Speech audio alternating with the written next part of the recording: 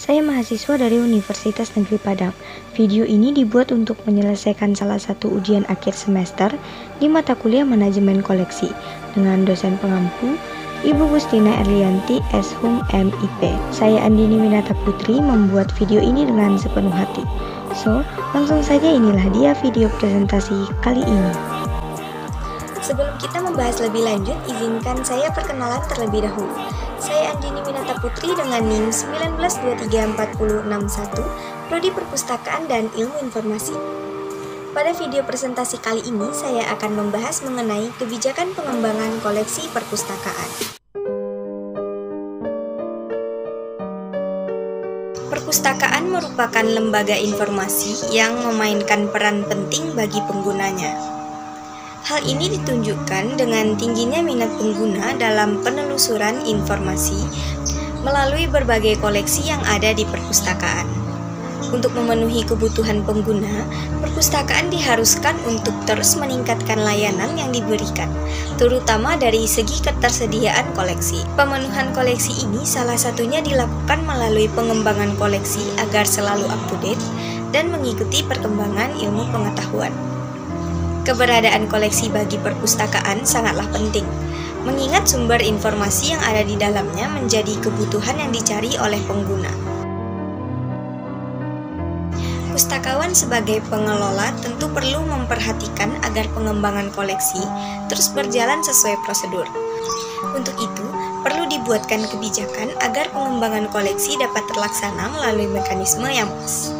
Kebijakan sebagai seperangkat prinsip dan strategi yang akan menjadi panduan mengenai tindakan yang akan dilakukan untuk mencapai tujuan yang telah ditentukan sebelumnya. Kebijakan ini bisa dikembangkan dalam level organisasi atau institusi. Pengembangan koleksi adalah sejumlah kegiatan yang berkaitan dengan penentuan dan koordinasi kebijakan seleksi, menilai kebutuhan pemakai, studi pemakaian koleksi, evaluasi koleksi, identitas kebutuhan koleksi, seleksi bahan pustaka, perencanaan kerjasama sumber daya koleksi, pemeliharaan koleksi, dan penyiangan koleksi perpustakaan.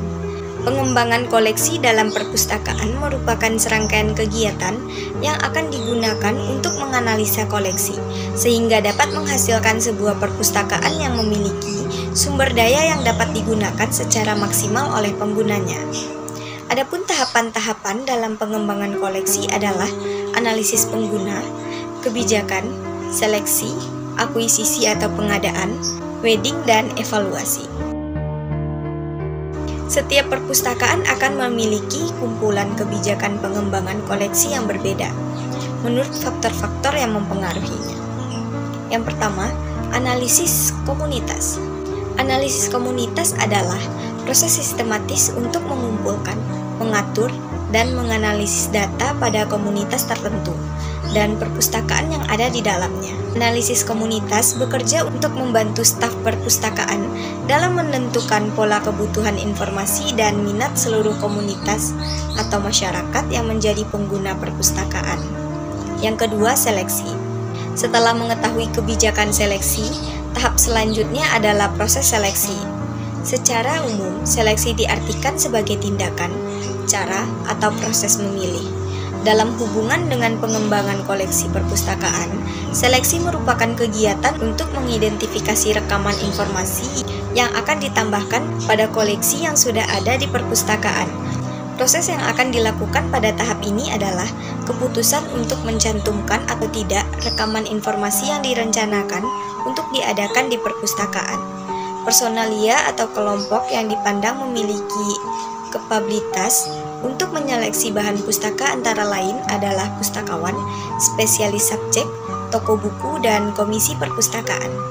Yang ketiga, pengadaan. Secara sederhana, pengadaan bahan pustaka dapat dilakukan lewat pembelian, tukar-menukar, hadiah, atau dengan menerbitkan sendiri. Yang keempat, penyiangan. Penyiangan atau wedding bahan pustaka atau koleksi merupakan salah satu cara dalam melakukan pengembangan koleksi. Koleksi perpustakaan yang hidup dan berkembang akan selalu bertambah.